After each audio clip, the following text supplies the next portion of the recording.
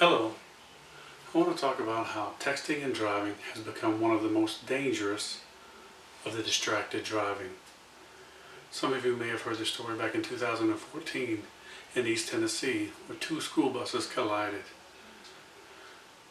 3 people were killed in that accident, 2 students, one teacher's aide. The results of the investigation showed that one of the drivers was texting and driving, causing the accident. What you may not have heard is later that the driver committed suicide. The number of deaths and the number of accidents in this country continue to rise as a result of the increased amount of texting and driving. I've been driving long enough to see cell phones come on the scene, cell phones grow into smartphones, which led to emailing, social media, and then the popularity of texting as a mode of communication.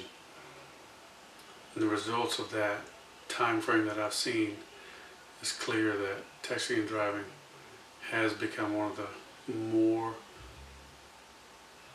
popular of the distracted driving accidents. In the next few minutes, I want to talk about the dangers of texting and driving and some statistics that point to that. I also want to talk about some of the benefits of not texting and driving and some ways to prevent texting and driving. Texting and driving is a dangerous distraction. The biggest problem though is that some people think it won't happen to me, and so they just do it anyway. I want to show you how that is a bad thought to take. According to a study by Virginia Tech Transportation Institute, if you're participating in texting and driving, you're 23.2 times more likely to be involved in a crash event than if you're not texting and driving.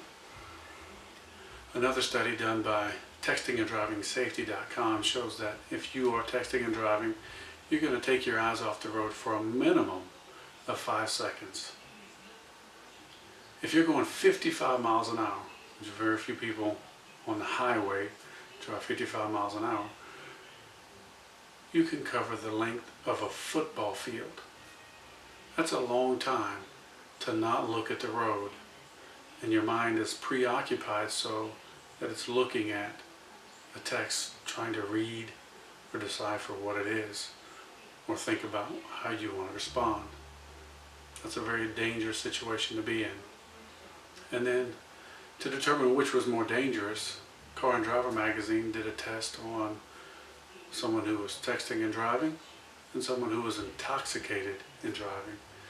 They set the scene up where a light would go off and the driver had to stop. The results of the test showed that the driver who was texting and driving took an average of 70 feet longer to stop the vehicle than the person who was intoxicated, clearly resulting in texting and driving being more dangerous than driving while intoxicated. Now let's look and see what we can do to prevent texting and driving. Of course, there are some simple ways to prevent it. One of the most simple being put your phone on Do Not Disturb and put the phone away so that you don't see the notification. You can pull off the road and respond to the text in a safe place. There are also apps on the phone. Most smartphones today have an app to put it in drive mode, so that way it automatically sends a reply back to the person who sent the text saying this person is driving, they cannot respond to your text. Car manufacturers are also trying to help. They have ways that if your car is synced to the phone, it won't allow text message to be notified, but it also has a way that it can read the text back to you, or you can also do voice texting to respond back to the text, which would helpfully allow you to keep your eyes on the road. I've covered the dangers, the ways to prevent. Now let's look at some of the benefits of not texting and driving. There's an obvious benefit to not texting and driving, and that's safety. If you're not texting and driving, you're far less likely to be involved in a crash event.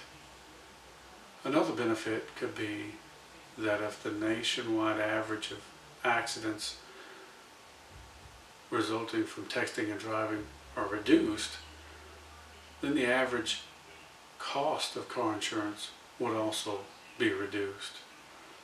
That's a good monetary benefit. Now let's recap the things that I've covered. We've talked about the dangers involved in texting and driving, the statistics that point to those dangers. We've talked about the ways to not text and drive, of course, put your phone on Do Not Disturb being the most effective way. We've talked about the benefits, safety being the most important benefit. Now that you have all this information involved showing that the thought process, and it won't happen to me, isn't supported by the statistics, what choice are you going to make? Think about it this way. You have a text come in, or you have a text that you want to send out. What is the value of that text versus the value of yours or someone else's life if you're involved in an accident in that process? So I'll ask you again, what will you do?